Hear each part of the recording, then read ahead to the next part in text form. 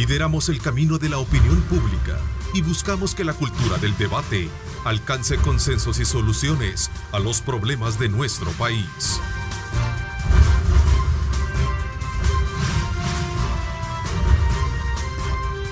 Diálogo con Ernesto López.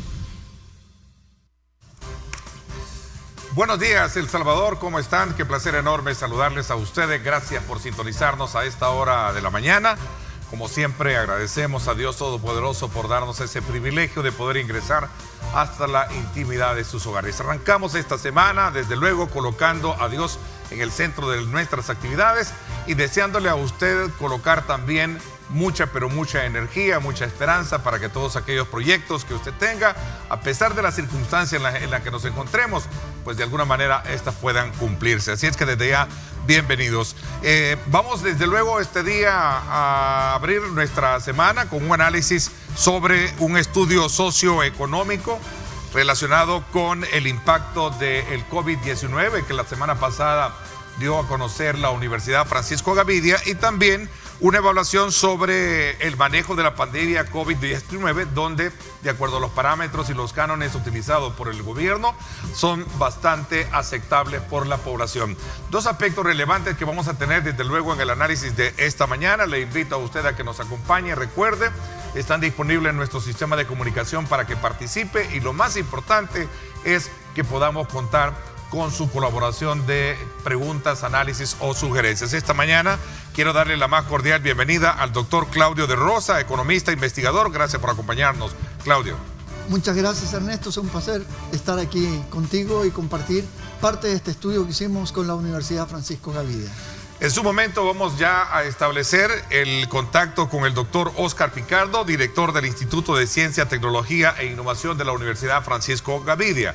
Quizás lo importante en este primer tema y en el enfoque que vamos a dar, Claudio, es cuéntanos con qué propósito o cuál es en sí el objetivo de haber hecho un estudio que permita medir los alcances que tiene el impacto COVID-19, especialmente en el área socioeconómica de nuestro país, y que es el informe, desde luego, que a ti te ha tocado de alguna manera elaborar. Lo que se busca con esto es tener una idea global de lo que está sucediendo, porque son tantas las noticias que salen, son tantas las declaraciones que hay, a veces incluso encontradas, que dentro de la universidad se tomó la decisión de cómo juntar toda esta información, a ver dónde había consistencia, dónde hay falta de consistencia, para tener una visión más íntegra, donde lo que se pretende es entregar información a tomadores de decisión en juntas directivas, empresarios, de cualquier tamaño, pero que tengan información para que sepan lo mejor posible de cuáles son los impactos que va a tener esta pandemia que ha golpeado a El Salvador, y así como a El Salvador, a todo el mundo. Es decir, algo que está causando en la parte social una grave crisis de salud, y en la parte económica también tiene una pandemia, porque también está la salud en este momento en difícil situación. La salud económica está en difícil situación. A ver, me dicen que ya tenemos entonces a Óscar Picardo también, con quien vamos a tener la oportunidad de conocer este otro informe que se hizo paralelo. Así es que te doy la más cordial bienvenida, Óscar Picardo. Bienvenido, gracias por acompañarnos.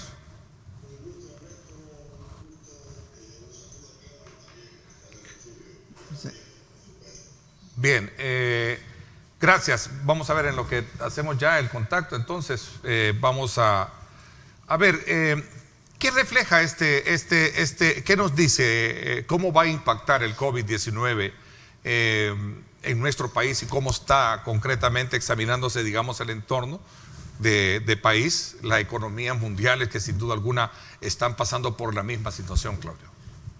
La situación mundial es crítica.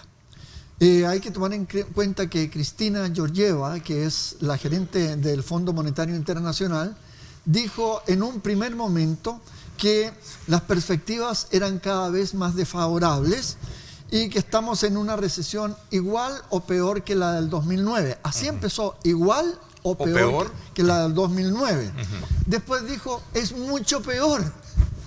Y más, no vas a creer que cosa de 5 o 6 días después, estamos hablando del 4 de abril, dice, es mucho peor que la crisis financiera mundial y tendrá las peores consecuencias económicas desde la Gran Depresión. Estamos hablando de lo que sucedió en el mundo allá por 1929 y que tomó toda la década de los 30, de los años 30 en recuperarse el mundo. ¿Tienes datos, tienes láminas estadísticas de lo que nos acabas de plantear? ¿Sí?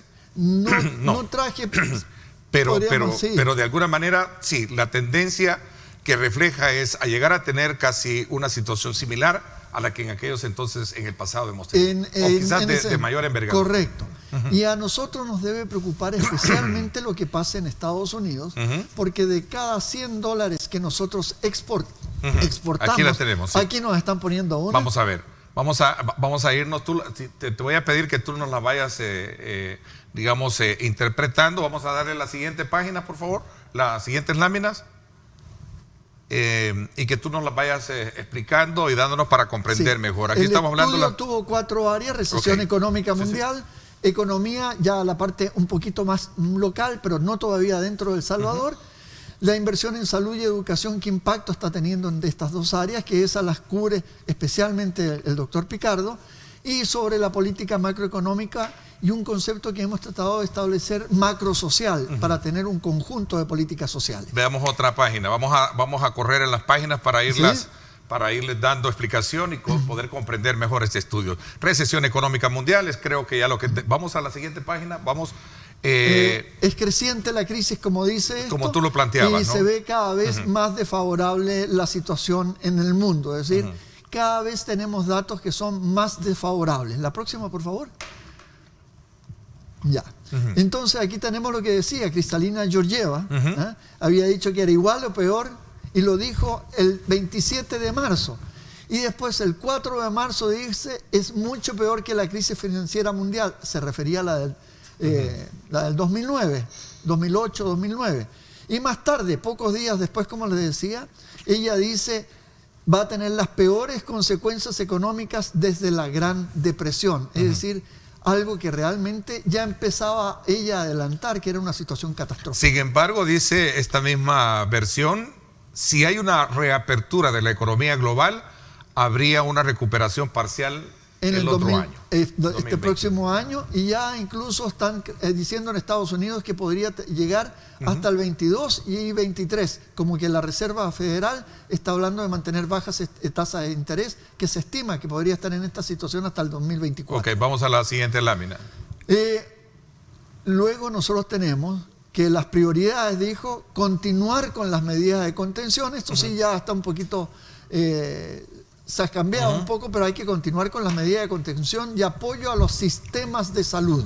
Es decir, el Fondo Monetario, que es tan economicista, por decir así, empezó a poner mucha atención a la parte de salud, especialmente proteger la salud de las personas y empresas afectadas. Y empieza a haber salud de personas y empresas. Es decir, hay una combinación porque tanto la salud de las personas como la salud de la economía tienen que tratar de no empeorar, y eso es lo que se tiene que hacer. Tercero, reducir el estrés en el sistema financiero y evitar el contagio. Es decir, si la gente no paga sus créditos, creamos una situación más terrible, caótica, más grave, más caótica. Y por último, planificar para la recuperación. Y nosotros por lo menos decimos hay 3 etapas. Una etapa que es la que estamos viviendo en este momento, que es de contención del mal, para ver cómo salimos adelante. Después viene una de recuperación, que es con los dineros que se está buscando obtener el gobierno, y después viene la de crecimiento económico más adelante. A ver, me voy a detener con esta lámina, porque aquí está prácticamente identificados los 4 elementos esenciales por los cuales incluso como país nosotros nos hemos visto de alguna manera identificados. Hablemos, por ejemplo, Oscar, no sé si estás en línea, continuar con las medidas de contención y apoyo a los sistemas de salud. Tú también has tenido a bien presentar el análisis sobre la evaluación del manejo de la pandemia COVID-19, y esto también refleja de que los parámetros utilizados son bien vistos por la evaluación. Es decir, la evaluación evalúa muy bien el manejo como el gobierno ha hecho de la pandemia COVID-19, ¿cierto?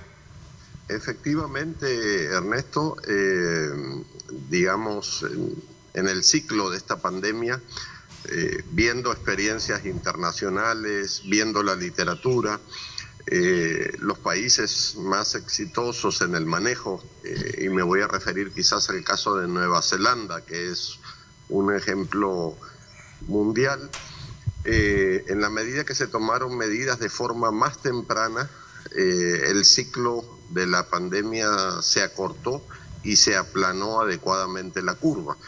En el caso de Nueva Zelanda, una vez que se vio la amenaza en China, tomaron medidas de alerta, quizás inclusive un poco más radicales que las nuestras, fueron cerrando el país paulatinamente y efectivamente tuvieron un control exitoso, ¿verdad? El ciclo de Nueva Zelanda, desde la fecha que comenzó, fue exactamente de 60 días a la disminución de la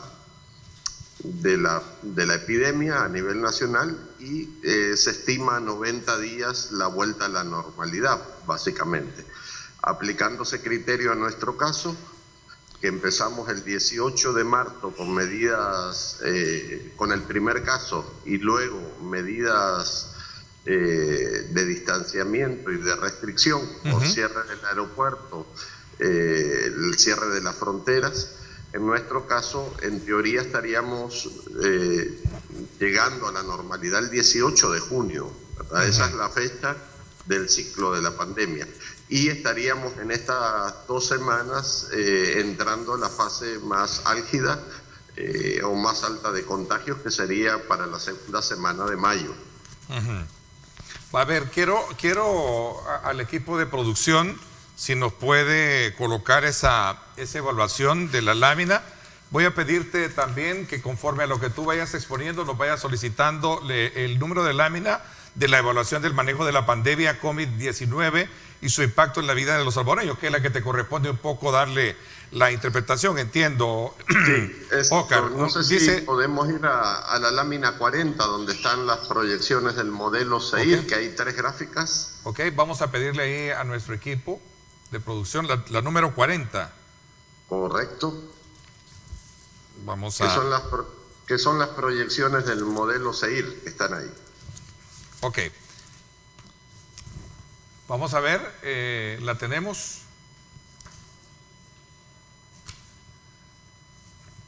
Correcto, proyecciones del modelo CEIR. Pues si quieren nos le explican la que la encuentran y la colocan. A ver, sí. Cuéntanos un poco. Bueno, esas proyecciones se hacen en base a un modelo epidemiológico. El CEIR son las siglas de susceptibles, expuestos, infectados y recuperados. Es un modelo que se utiliza desde el año 1927 para estudiar la evolución de este tipo de enfermedades contagiosas. En la literatura, en la academia, cada virus, cada fenómeno tiene un modelo matemático para estudiarlo. Ébola tiene determinadas características, HIV tiene otras características, y en el caso de los virus SARS, el modelo que se utiliza es el CEIR. En este modelo se cargan una serie de parámetros, sobre todo hay un parámetro muy importante que es lo que se conoce como el RO, o la velocidad de contagio que tiene el virus. Básicamente hay como 4 escalas. Países que logran un buen control del distanciamiento social se ubican en la escala 1, RO 1. Y países que no cierran los aeropuertos ni toman medidas como los hay en el mundo, en el caso de Holanda, se ubican en el RO 4. En la gráfica lo que ustedes van a ver son 3 escenarios de simulación o de modelaje con distintos tipos de aislamiento, medio, bajo, y ahí lo que reflejan son la posibilidad de casos al 18 de mayo. Hay 3 escenarios. Uno podría ser de 966 infectados. Otro escenario podría ser de 5.175 infectados. y el más crítico que podría ser de 14.916 infectados. ¿Por qué son importantes estos gráficos, Ernesto? Que con estos datos tú puedes planificar la gestión pública hospitalaria, ¿verdad? En el modelo también una de las cosas que hicimos, que es la lámina 41, no sé si la lograron ubicar. Yo creo que ha habido problemas en el máster, no sé qué pasa, no tenemos la... Entiendo que ya teníamos listo ese material. ¿Sí? ¿Qué dice máster? Me parece que no la tienen lista. Aquí están ya... Se pasó. Creo que se pasó. Vamos a irnos anteriormente. Modelo SEIR, proyecciones modelo SEIR, dice. Más atrás. Creo que... Un poquito más atrás. Suba con tranquilidad. Por ahí. A ver, ahí está. A ver, ¿nos ayudas tú también ahí? Sí, ambos poder combinar un poco la facultad. Ahí están, sí, muchas gracias. Ahí está, ¿verdad? Ahí estamos, ok. Ahí se ven entonces las tres gráficas de tres escenarios posibles, ¿verdad? Como te decía, 966, 5.175 y 14.000. Cada uno de estos escenarios tiene una proyección de lo que podría suceder y de las demandas del sistema hospitalario. Si nos vamos a las... ¿Sí? ¿Dónde estamos nosotros ahorita más o menos? ¿Cuál se asemeja? Cerca a la primera gráfica, efectividad de aislamiento medio, ¿verdad? Te hago esta pregunta y se las hago a ambos. Me gustaría que nos detuviéramos ahí como un referente de lo que está pasando hoy en día, porque hay una discusión, el fin de semana ustedes no me dejarán mentir, que el gobierno exige la aprobación de un régimen de cuarentena mucho más estricto, ¿verdad? Para evitar precisamente que haya un disparo, supuestamente bajo la lógica de evitar que vaya a haber una curva demasiado ascendente en estas próximas 2 semanas. ¿Qué dices? A ver. Efectivamente, Ernesto, estas 2 semanas dentro de nuestro ciclo epidémico, de nuestra curva epidémica, son semanas muy críticas. Hemos visto que en la primera etapa de nuestra epidemia a nivel local, tuvimos de marzo a mediados de abril un crecimiento, digamos, moderado de 7, 10 casos.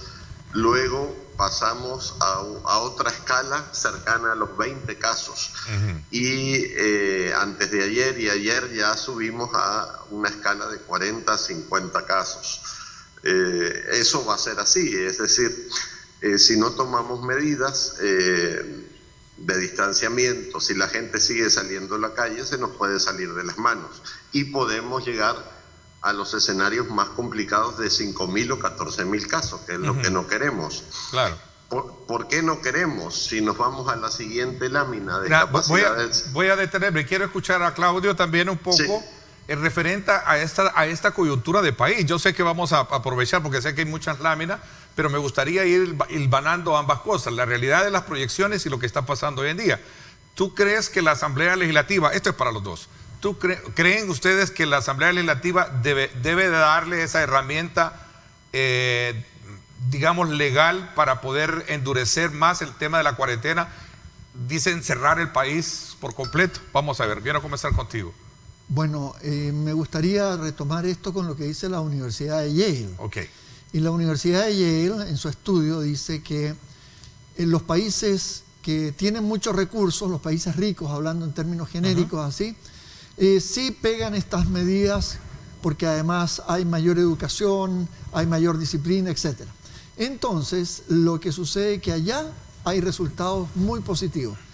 Sin embargo, cuando él habla, el estudio, de los países de menores ingresos, como es el caso de El Salvador, dice que el efecto es bastante limitado, que incluso el costo que va a tener al final en términos sociales y económicos es mucho más alto cuando hay estos encierros tan prolongados. Eso es lo que dice la Universidad de Harvard, y yo creo que de ahí podemos tomar algunos antecedentes del equilibrio que debe haber entre la parte de protección de la salud, pero protección de la economía al mismo tiempo. Pero el gobierno sostiene, el gabinete de salud sostiene de que los salvadoreños no contribuyen precisamente para poder de alguna manera cumplir esa disciplina, y por lo cual temen que se dispare el número de contagios y venga a votar lo que hasta este momento se considera que se ha hecho bueno.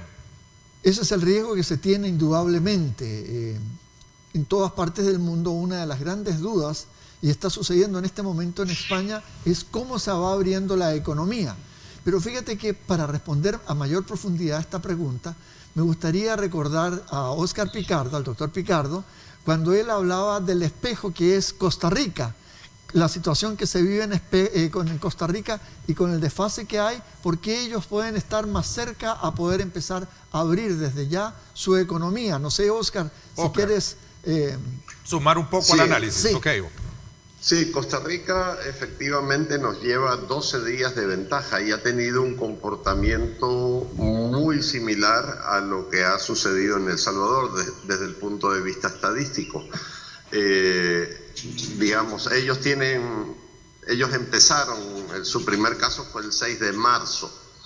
Y justamente si vemos las estadísticas de Costa Rica a la fecha, digamos, nos permiten, al día de hoy tienen 739 casos, ¿verdad?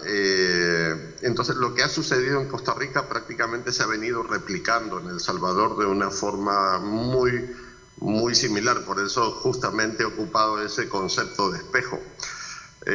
Y efectivamente, lo que decía Claudio es cierto, es decir, las circunstancias de nuestra economía son muy vulnerables y un encierro radical de 2 semanas podría complicar muchísimo la situación financiera, pero a la vez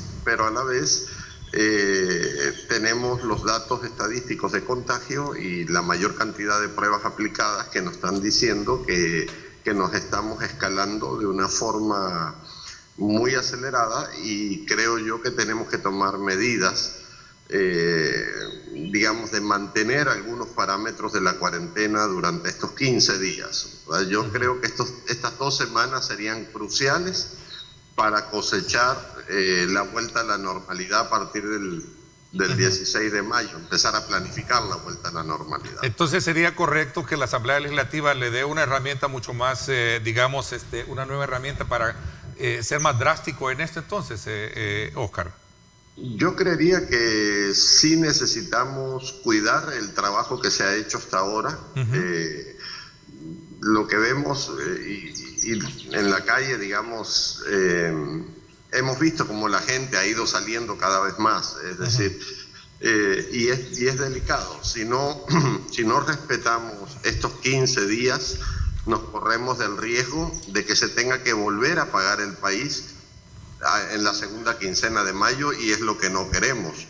O sea, mi punto de vista es que tenemos que garantizar que estos 15 días de crecimiento a pico de la curva del contagio lo cuidemos y tengamos las restricciones necesarias para que a partir del 16 de mayo podamos comenzar a pensar en la normalidad. Si no cuidamos estas 2 primeras semanas, estaremos botando todo el trabajo y habremos perdido toda la cuarentena.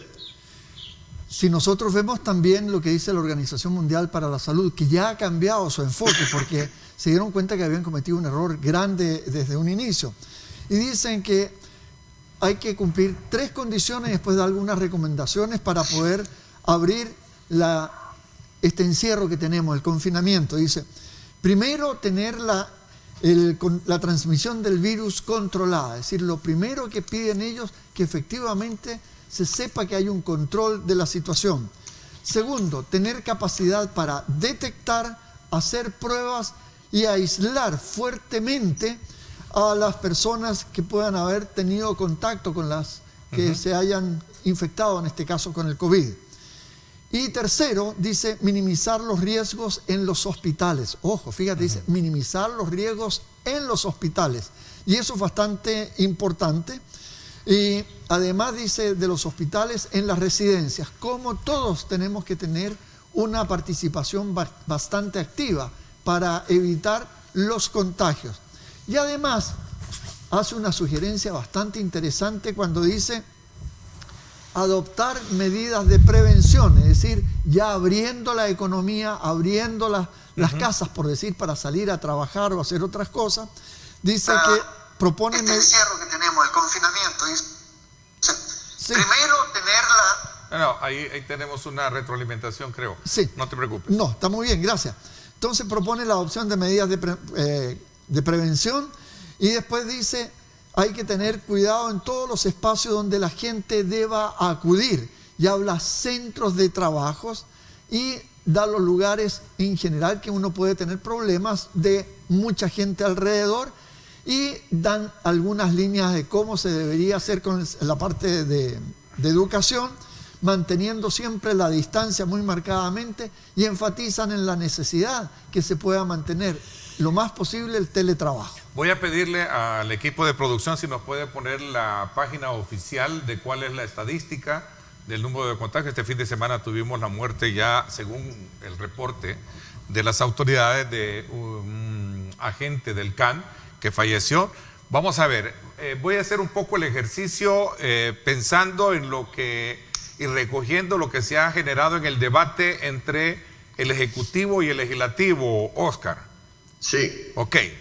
El Ejecutivo, el presidente de la República dijo el fin de semana de que El Salvador está a las puertas de entrar en una fase crítica. ¿Sí? Correcto. Lo dijo. Sin embargo, la reacción de en la Asamblea Legislativa de los partidos políticos es que, de alguna manera, esto representa como una especie de temor y miedo para meterlo en la población. Esta es la estadística que tiene. ¿Cuál es la variable que puede haber de acuerdo a esas proyecciones que se están haciendo a partir de este día del lunes, tomando también como referente las 2 semanas críticas de las cuales tú también logras visualizar en el comportamiento que tiene la pandemia en nuestro país? Ernesto, yo entiendo primero que todo el mundo está ansioso, todos estamos ansiosos con volver a la normalidad. Lo que sí tenemos que entender es que en las curvas epidemiológicas hay un ciclo, ¿verdad? Ese ciclo lo tenemos que tener claro todos.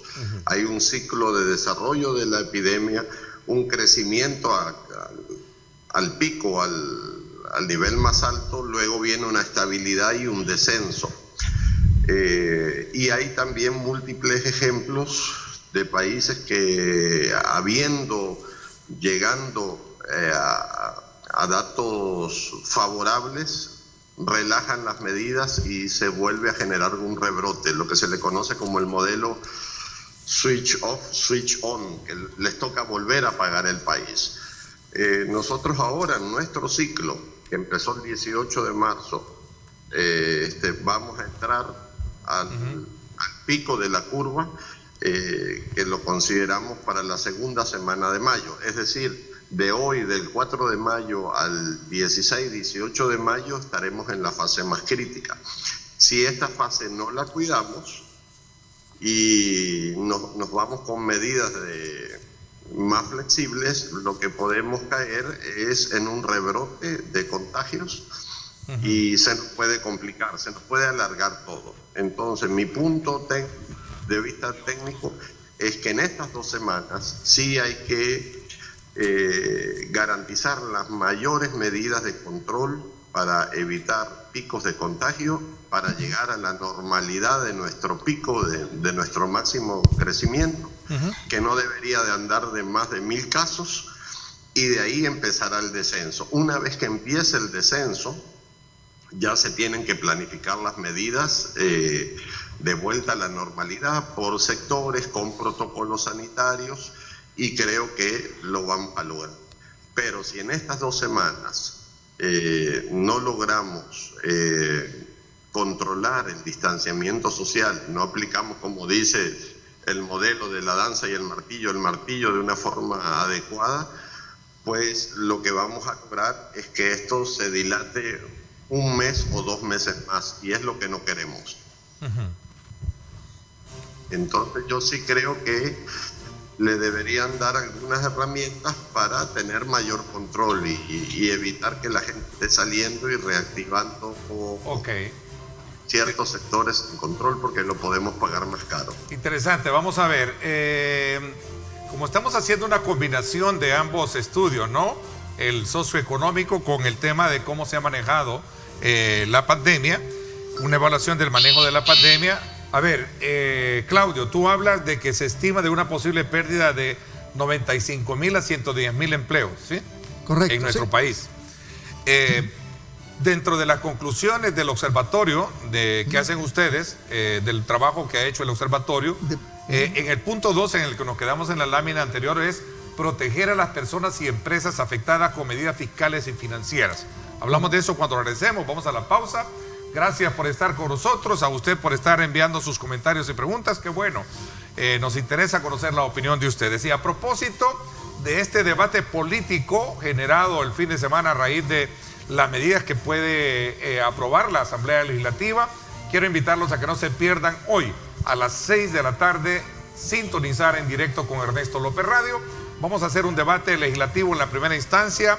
Estará con nosotros, hemos invitado a el diputado Guillermo Gallegos del partido Gana y también a Margarita Escobar. Estarán en la primera etapa. En la segunda etapa del programa vamos a conocer la opinión que tienen los colegios privados frente a los reclamos y las demandas que están haciendo la ciudadanía de algunos aspectos de cómo se está llevando a cabo el proceso de clases en línea. Así es que no se lo pierda hoy, 6 de la tarde, sintonizar en directo con Ernesto López Radio, una plataforma más que le oferta Grupo Megavisión para que usted pueda tener de primera mano los análisis pertinentes de la situación que vive el mundo y que vive el país. Nos vamos a la pausa.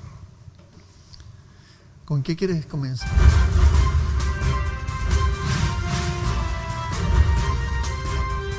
Diálogo con Ernesto López. Estás viendo Diálogo con Ernesto López. Yo me quedo en casa. Sé un héroe 503.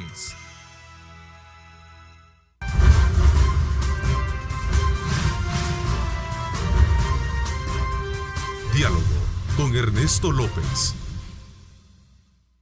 Bien, gracias nuevamente por estar con nosotros. Estamos haciendo un análisis sobre estos dos estudios presentados por la Universidad Francisco Gavidia, una evaluación del manejo de la pandemia COVID-19 y su impacto en la vida de los salvadoreños con el doctor Oscar Picardo, y también un análisis socioeconómico de la emergencia desde la perspectiva de Claudio de Rosa.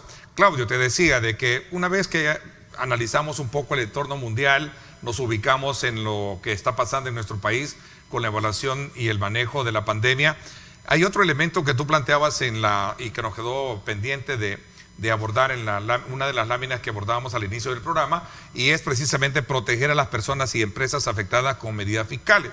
Tú hablas dentro de ese referente de un impacto de estimación de una posible pérdida de entre 95,000 a 110,000 empleos en nuestro país, ¿cierto? Sí, quisiera hacer un ajuste de lo que tú acabas de decir, sí. Por favor.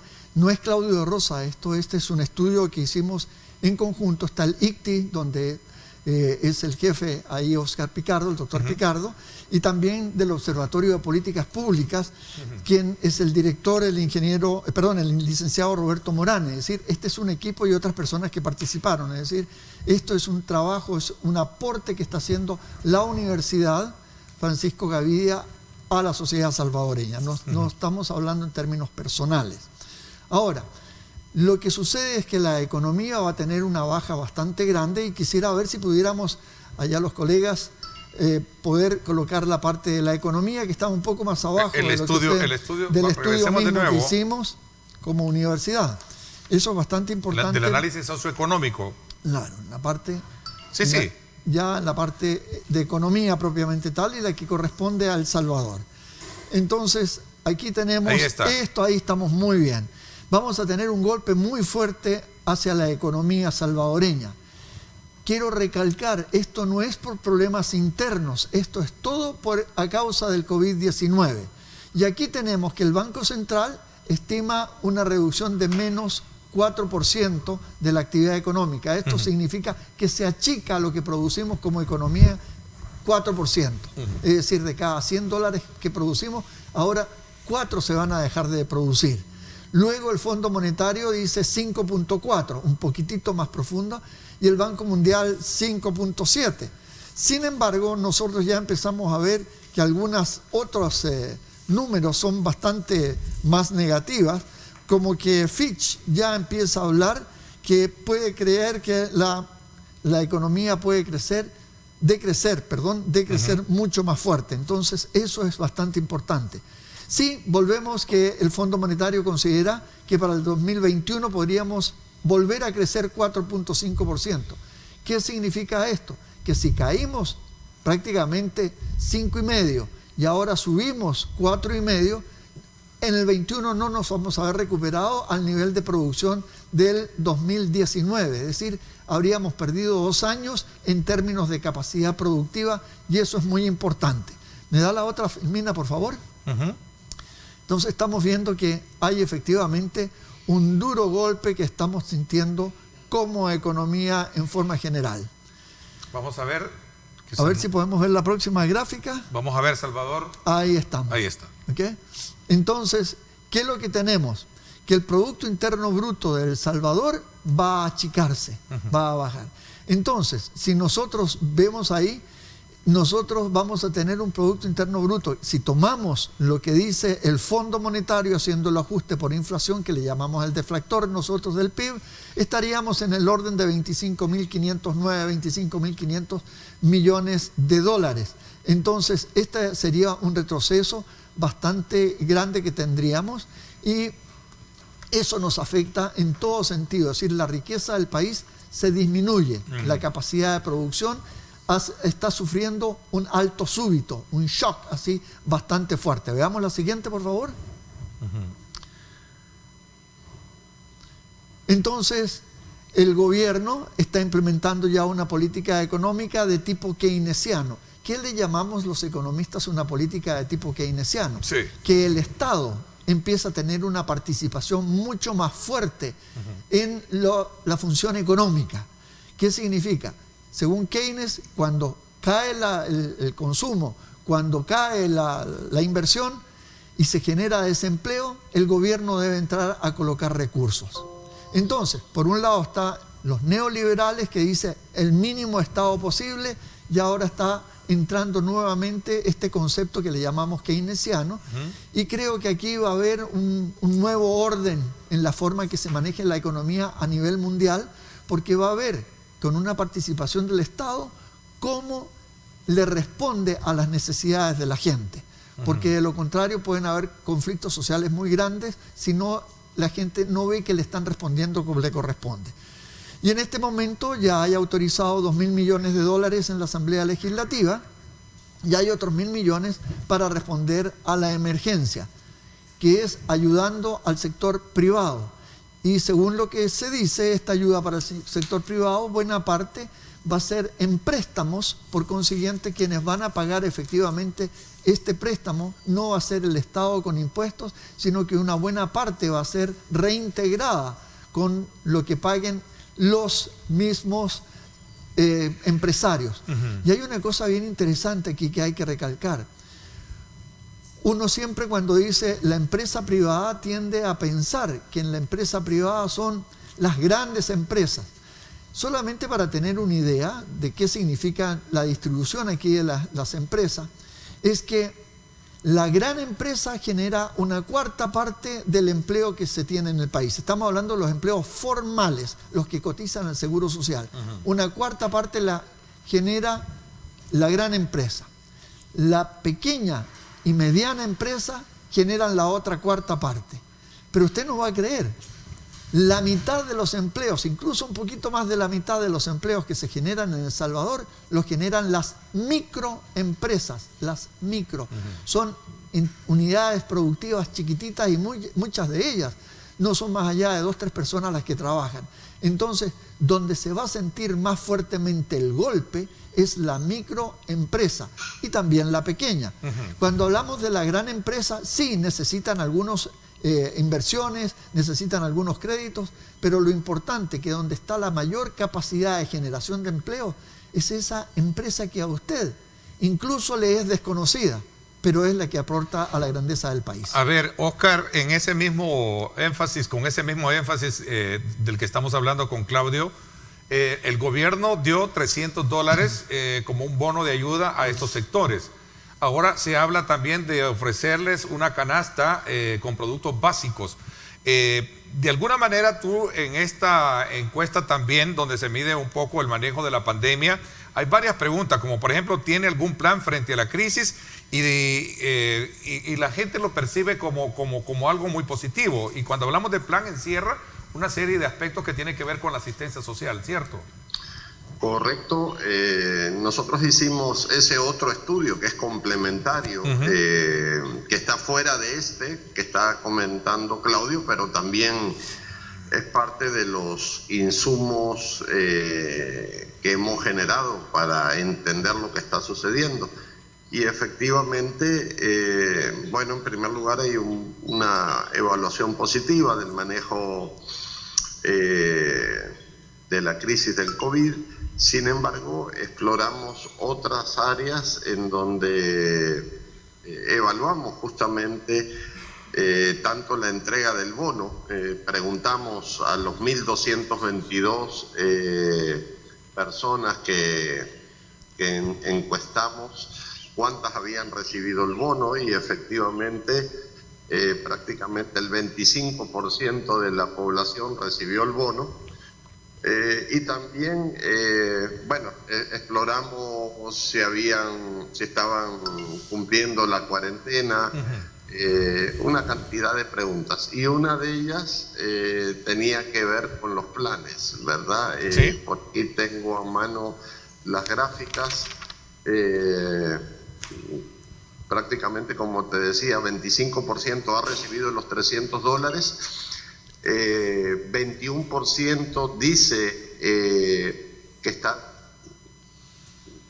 esperando pero no aparece en el sistema, un 12% dice que lo está tramitando, y curiosamente un 38% dice que no lo necesita, ¿verdad? Eso habla muy bien de la gente. Le preguntamos a la gente si estaban corriendo algún riesgo.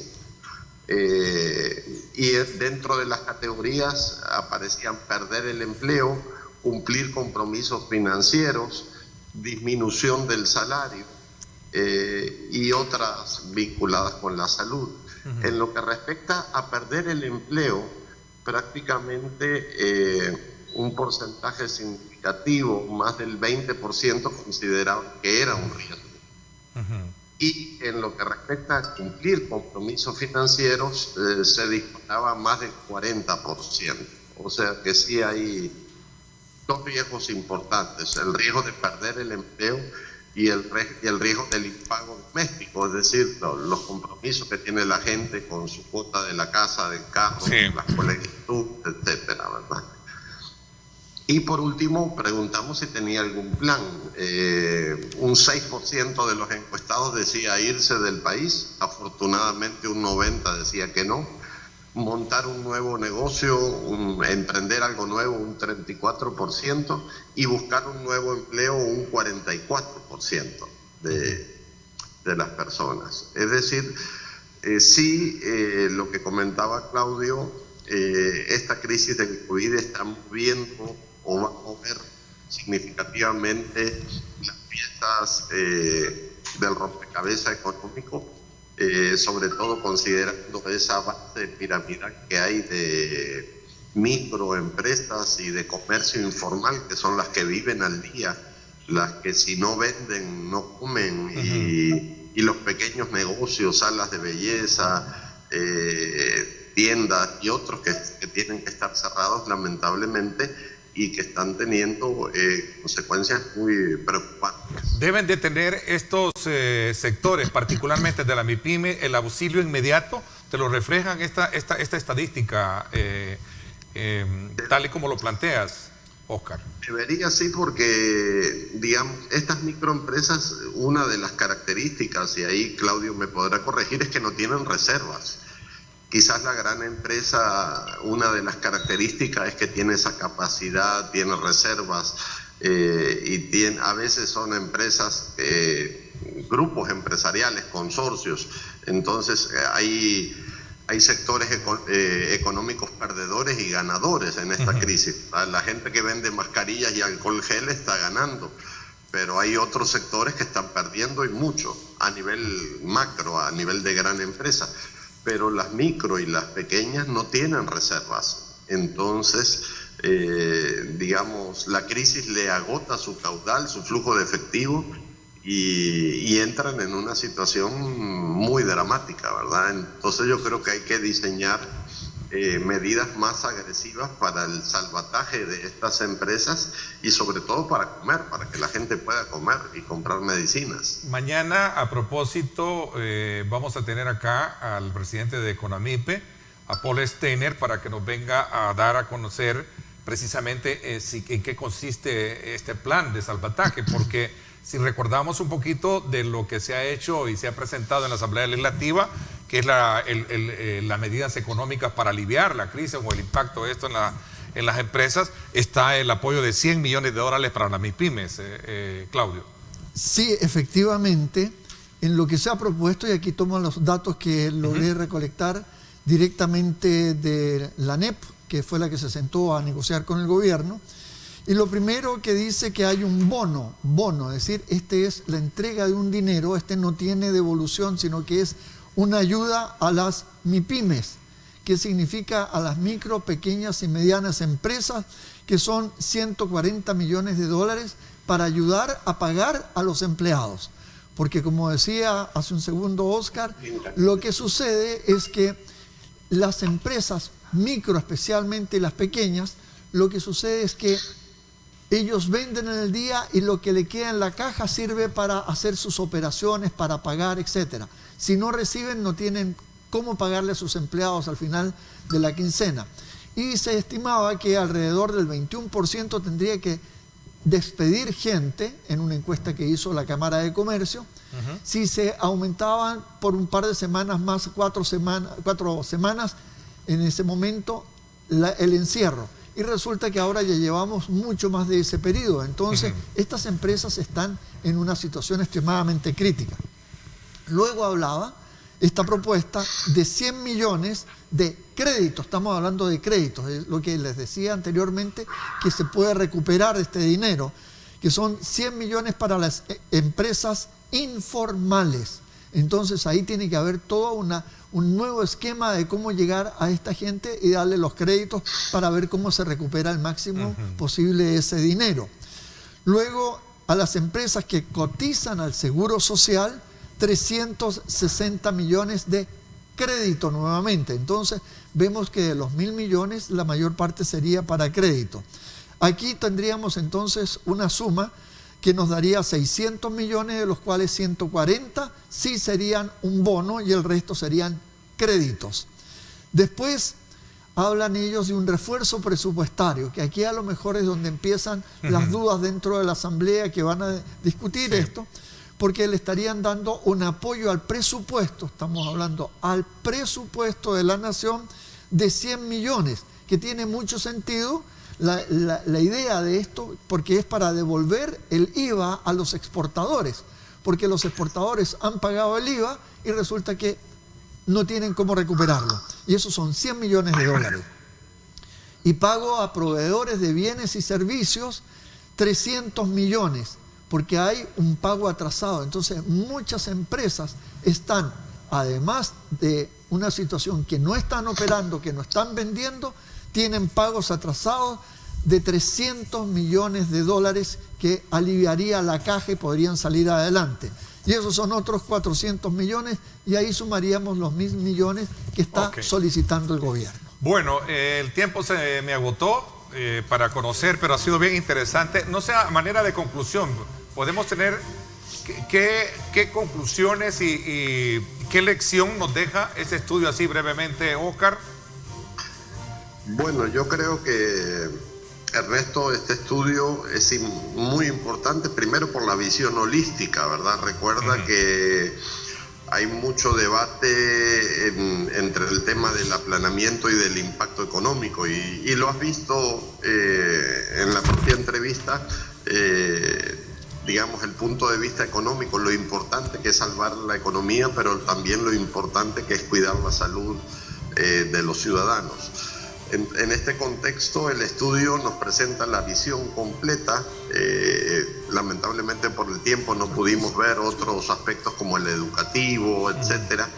Creo yo que mi conclusión personal en base a esta información y en base a todos los estudios que hemos hecho es que hemos transitado de una forma bastante positiva la pandemia desde su inicio a la fecha, que tenemos que cuidar estas 2 semanas muy bien, insistiría muchísimo en eso, para intentar llegar a la vuelta a la normalidad del mejor modo posible. Interesante, gracias. Y perdón Ernesto, y que en estas 2 semanas que se va a cuidar muy bien la restricción, también se respete el Estado de Derecho, eso es importante, ¿verdad?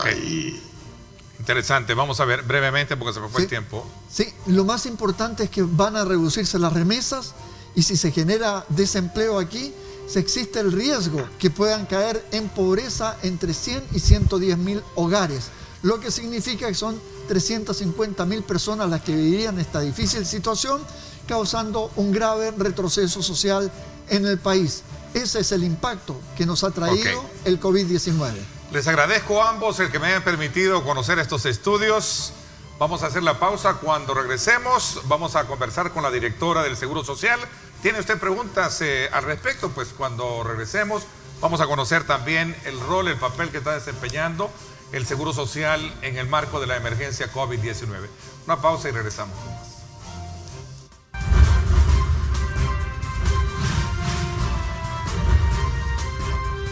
Diálogo con Ernesto López. Estás viendo Diálogo con Ernesto López. Yo me quedo en casa. Sé un héroe 503.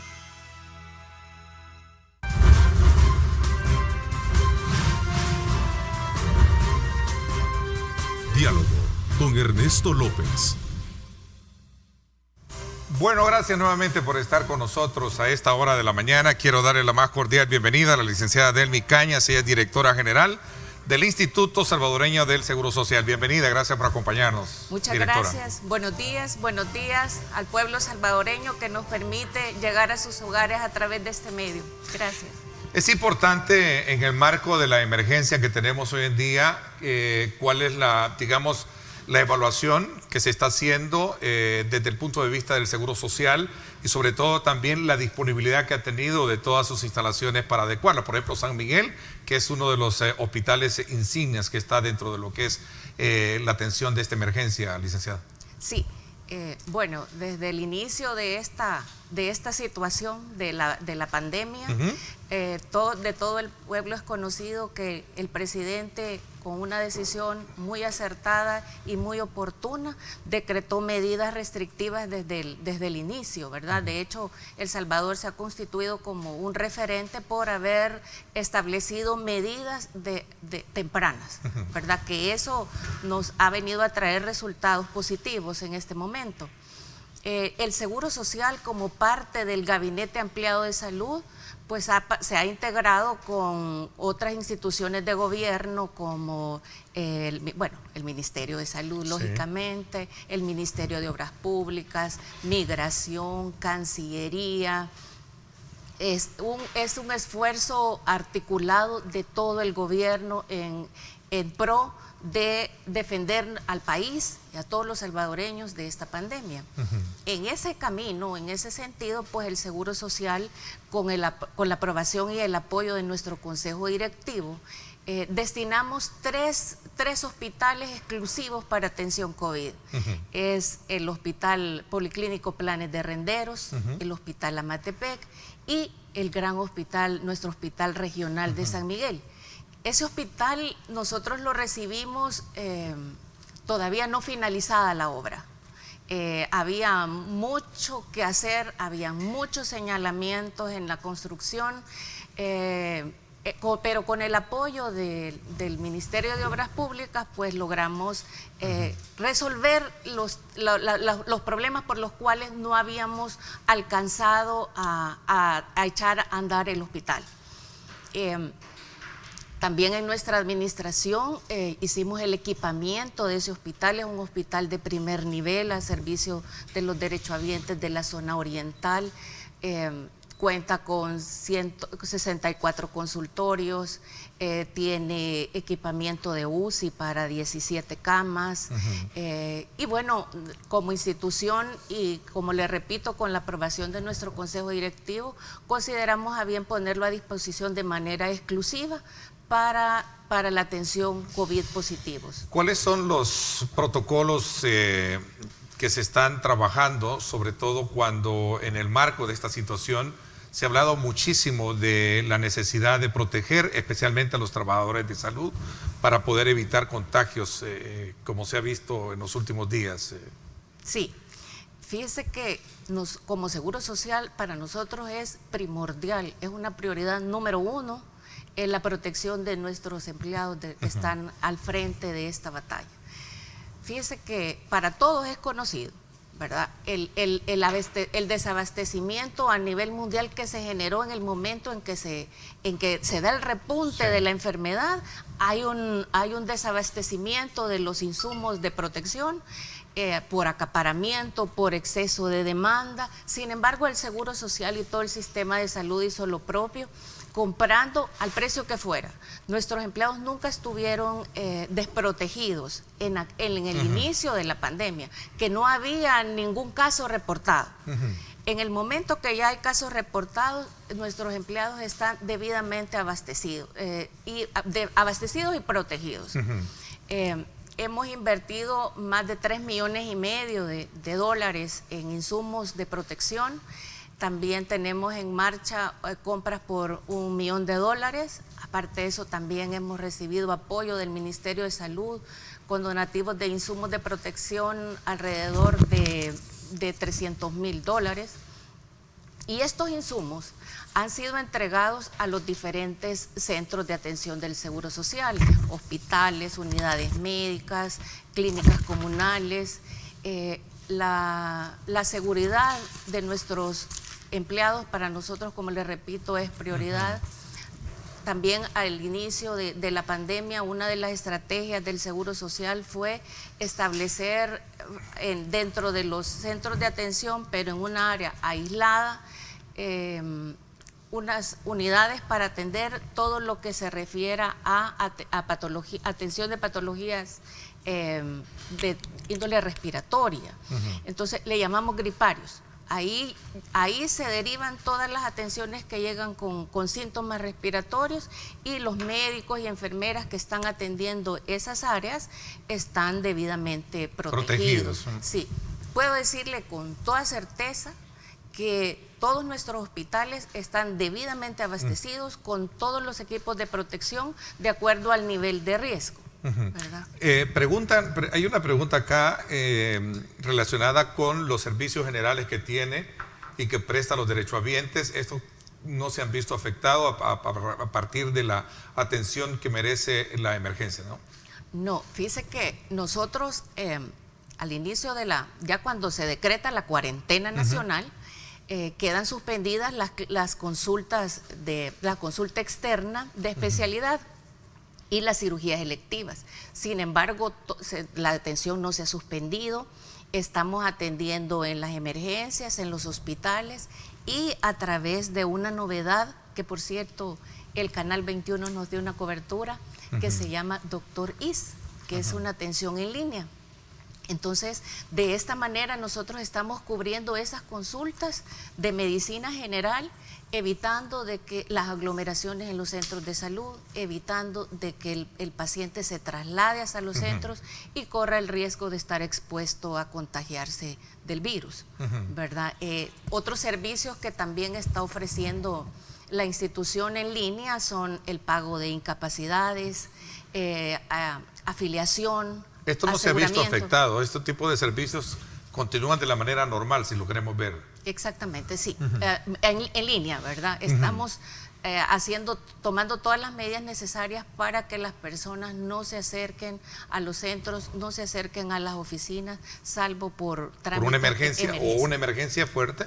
Por supuesto, sí, las emergencias están siendo atendidas en todos nuestros 11 hospitales. Ok, hay un aspecto bien importante y me faltaba un poco identificar en esto. Son los 3 hospitales, ¿verdad? Me decía Planes de Renderos y también está la Matepec. El hospital Amatepec. ¿Ha habido una remodelación en todos ellos y adecuación concretamente, Sí, lo que usted decía? Sí. Hemos tenido el acompañamiento del Ministerio de Obras Públicas. De Obras Públicas, sí. Sí, para la adecuación y remodelación. ¿Cuántas camas son las que se tienen disponibles para esta emergencia, licenciada? En el hospital Amatepec contamos hasta con 100 camas. En el hospital Planes de Renderos 60 y en el hospital regional de San Miguel pueden llegar a ser hasta 250 camas. Por algo yo decía y hacía el énfasis de San Miguel, es el nuevo y digamos que es como lo emblemático por la cantidad de camas que ahí se tienen, ¿no? Sí, mire, el poner a disposición este hospital, esta infraestructura para atención exclusiva de COVID es importante porque es un hospital que lo encontramos ahorita para inaugurarlo con esta atención. Entonces, todo el hospital está a disposición solo para COVID. Si usted puede ver, cuenta, como le repito, pues, tiene una capacidad hasta para 250 camas. Tenemos capacidad para 20 camas UCI, pero tenemos una capacidad instalada para cuidados intermedios de primer nivel que con pequeños cambios pueden ser incluso camas UCI y llevar hasta 50 camas. Entonces, esa es la apuesta que le hace el Seguro Social como sistema integrado de salud para enfrentar la pandemia.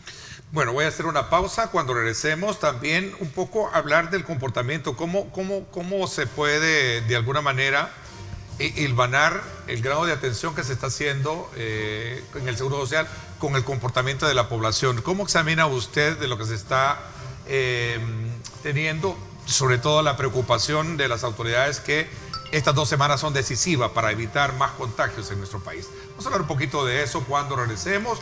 Gracias también, hay muchas preguntas que están formulando los televidentes, especialmente relacionadas con el trabajo del Seguro Social. Vamos a hablar de eso cuando regresemos. Gracias a usted por estar con nosotros.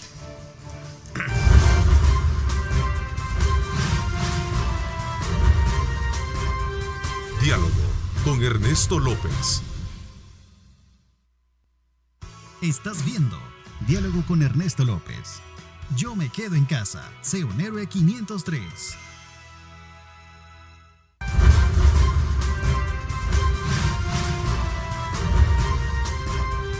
Diálogo con Ernesto López. Bueno, gracias nuevamente por estar con nosotros. A ver, estas 2 semanas, de acuerdo a la autoridad, son decisivas para evitar repuntes de contagio en nuestro país.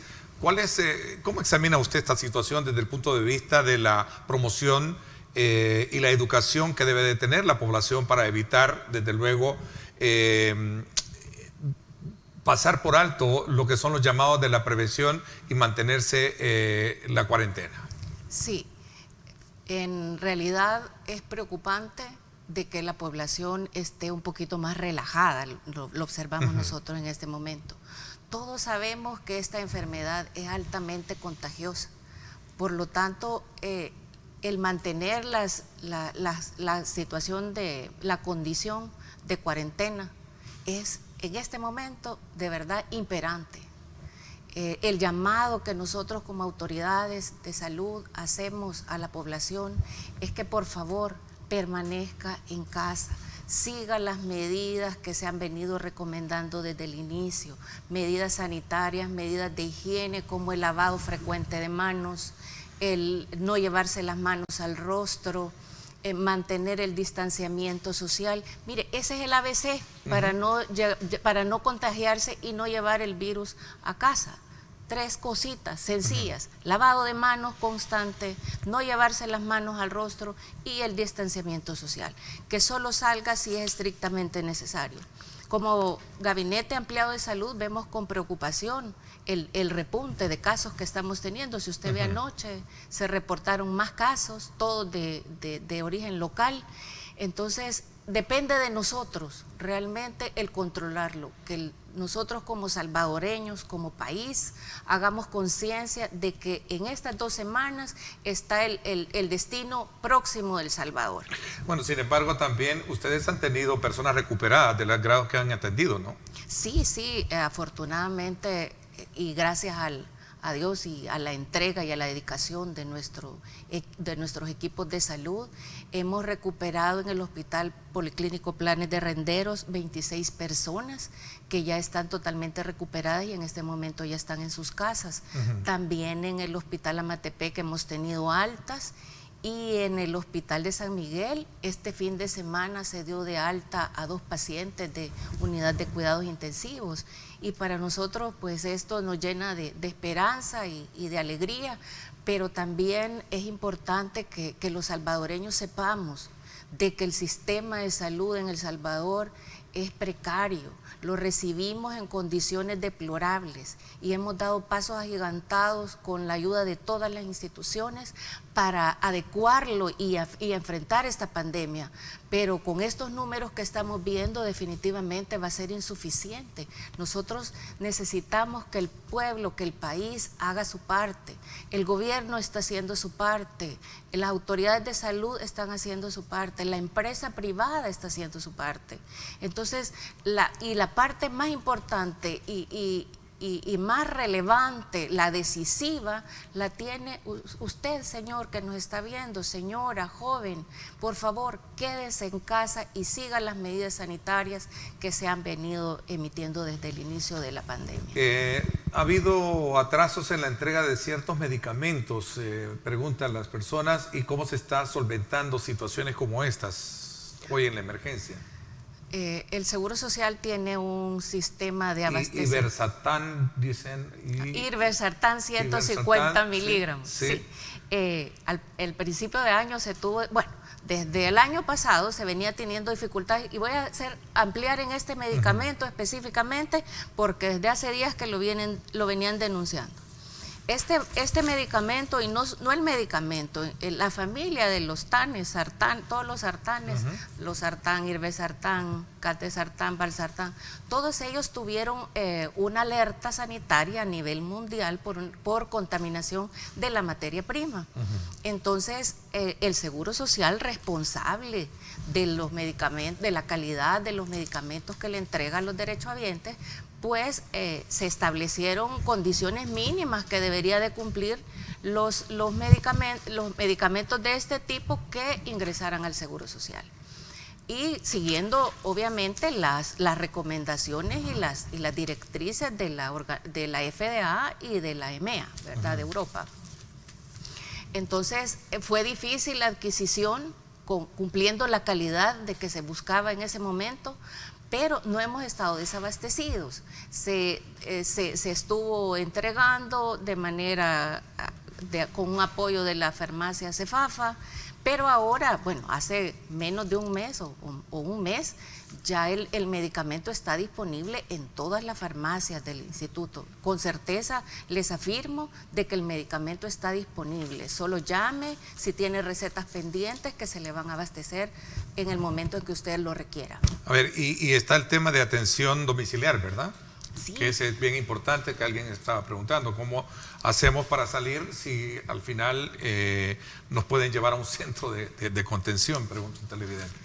Sí, hemos pensado en todo eso. El plan y el proyecto, la estrategia que tiene el Seguro Social de entrega de medicamento domiciliar no se ha suspendido, al contrario, está vigente, siempre se están entregando las medicinas en su domicilio, y fuera de ello también se puede hacer mediante un número telefónico que es el 127, los pacientes pueden llamar y ahí los van a atender para preparar sus recetas incluso. Usted llama y le toman sus datos, él manda foto de su receta, de su DUI, 2 días antes del plazo de que tiene de entrega de la receta, y cuando usted llega a la farmacia ya llega solo a retirar.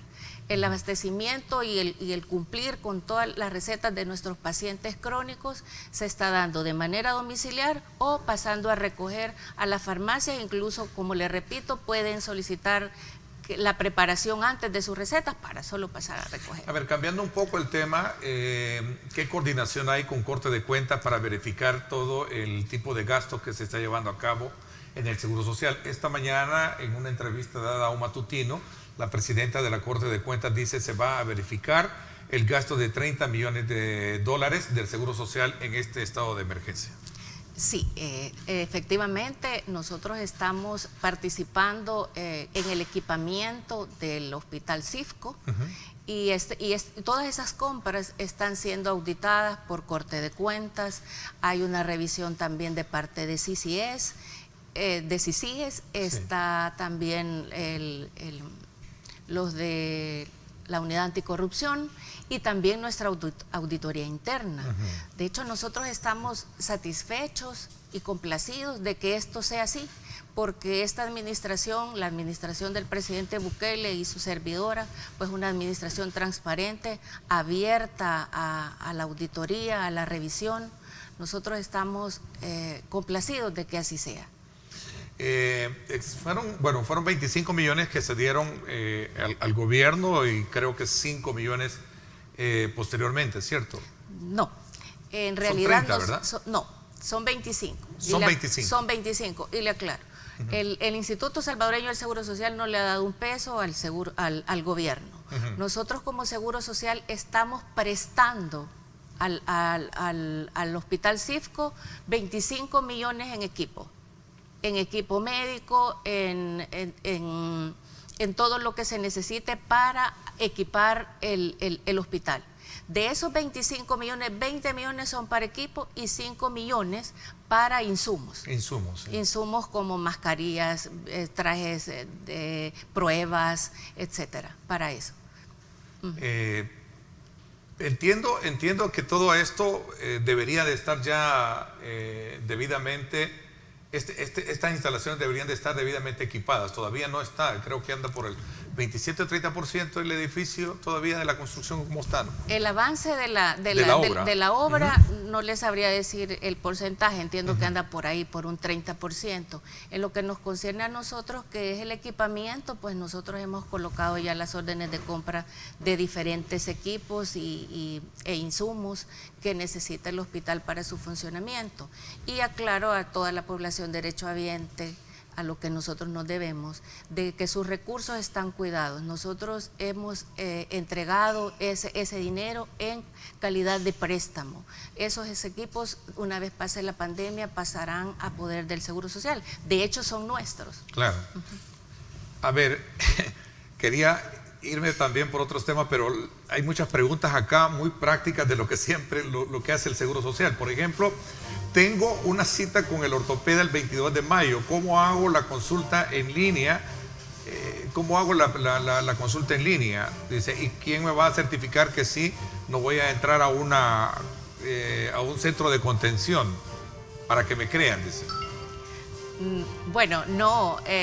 Las citas de especialidad están suspendidas, ¿verdad? Si esta paciente tiene cita y solo es una cita de continuidad, ella llama por teléfono y se le atienden sus recetas. Si ella tiene una emergencia, entonces será atendida. Primero puede llamar a nuestro doctor IS en línea.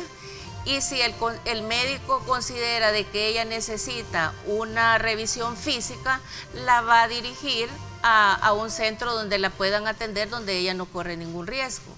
De hecho, hospitales COVID en el Seguro Social solo son 3, ¿verdad? Los otros no están atendiendo ese tipo de padecimientos.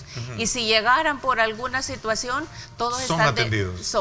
O sea, solo son 3 de la red. Sí, pero todos los hospitales, por orden presidencial, tienen la obligación de atender a todos los pacientes que consulten y lo necesiten. Por eso hemos determinado áreas aisladas para atender a esos pacientes, porque mientras se estabiliza y se lleva a un hospital COVID, va a tener la atención donde llegue, ya sea el Seguro Social o la red de salud pública. A ver, otra pregunta. Yo soy una persona diabética, buenos días Ernesto, hipertensa, me imagino. A mí me da miedo ir a San Salvador por ser una persona con enfermedad crónica. ¿Y hasta cuánto tiempo después de vencido mi receta se pueden hacer efectivas? Pregunta, creo. No se le va a vencer su receta.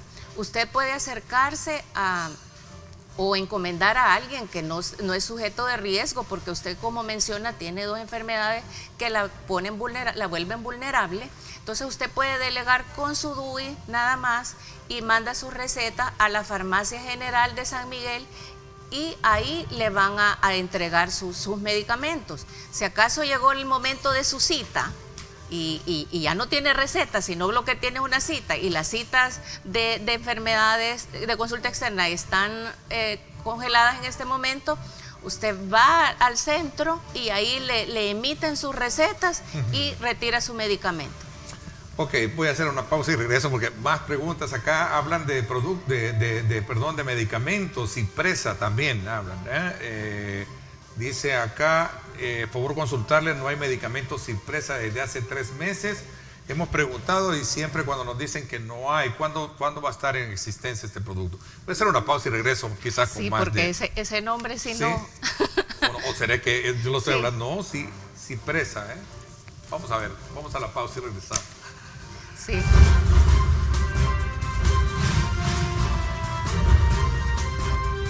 Diálogo con Ernesto López. El futuro es imaginar, es pensar en grande. Prepárate hoy, estudia en la UFG y amplía tus oportunidades. UFG, tecnología, innovación y calidad.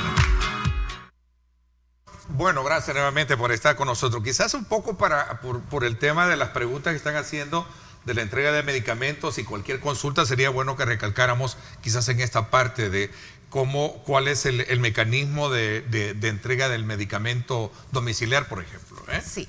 Los derechohabientes que ya están inscritos al programa de entrega de medicamento domiciliar, se les va a seguir asistiendo de esa manera.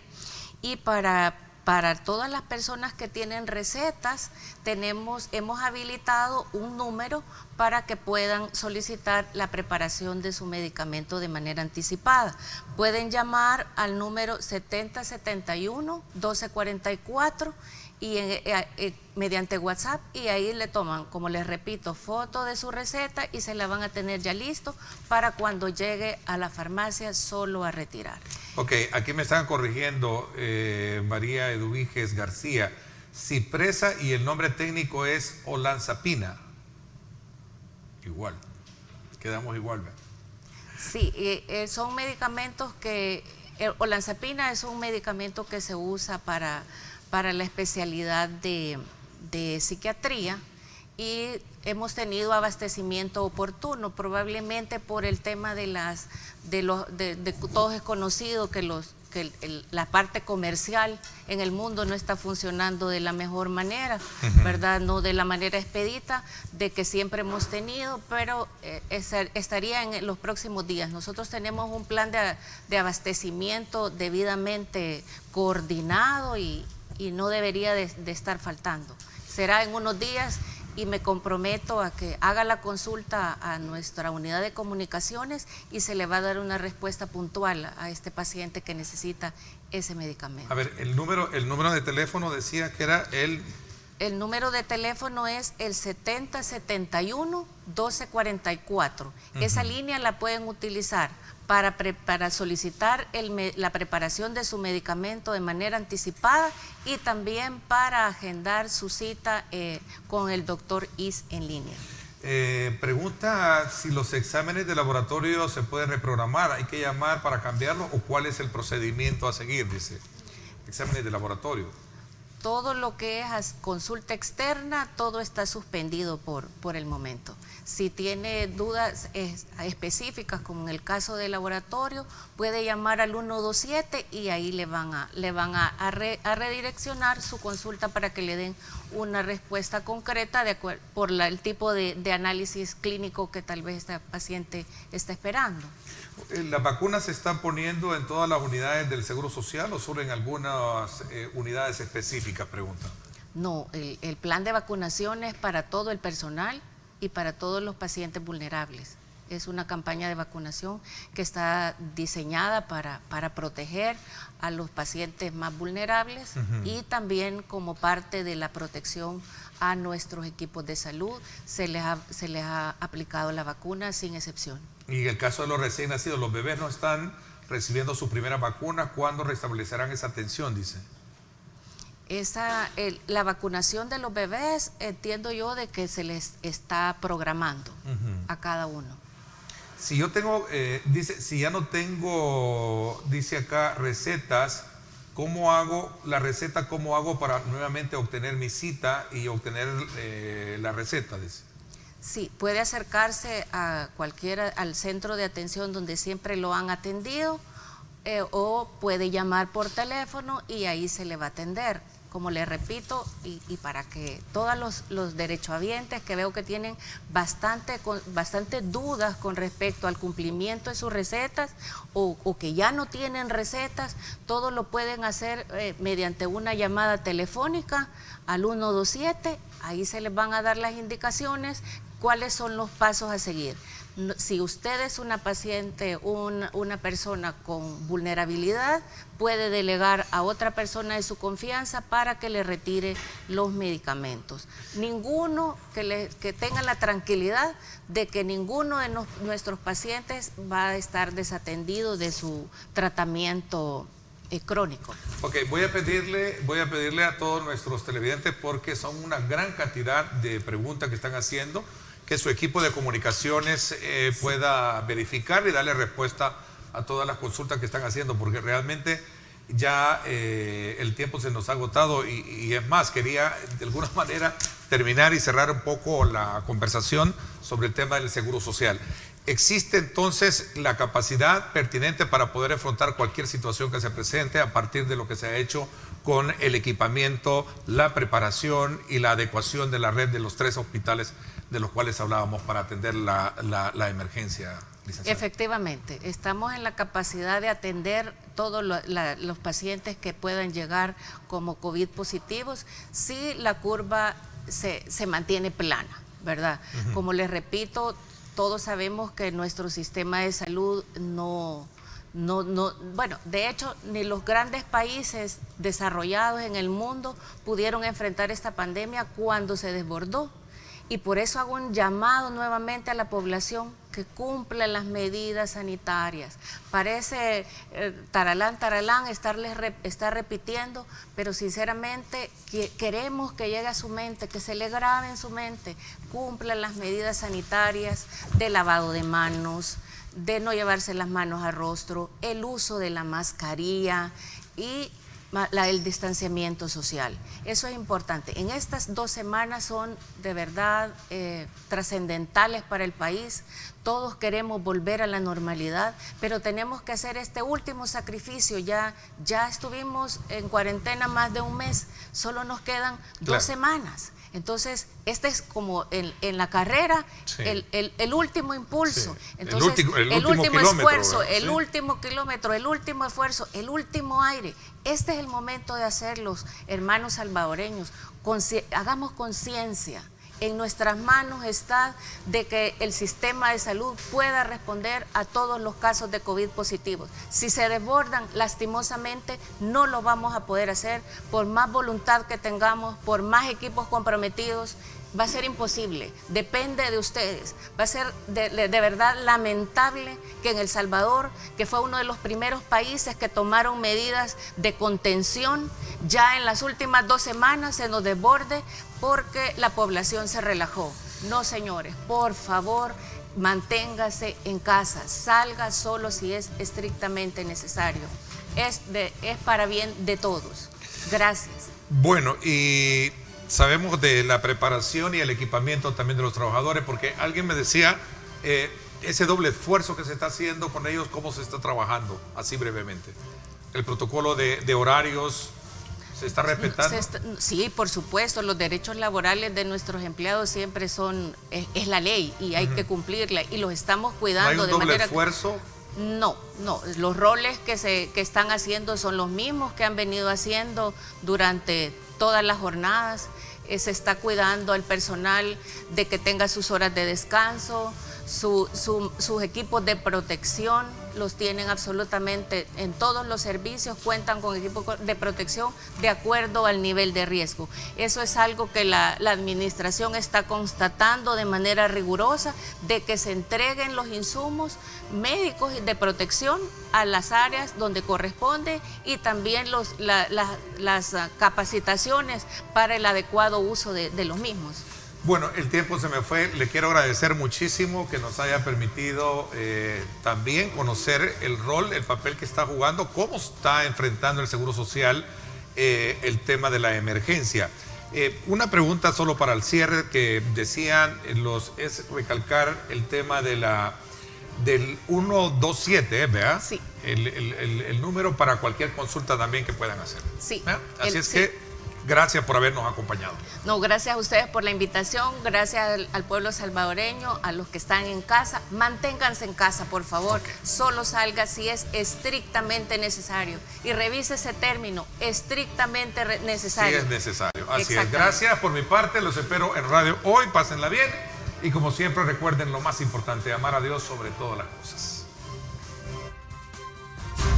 Lideramos el camino de la opinión pública y buscamos que la cultura del debate alcance consensos y soluciones a los problemas de nuestro país.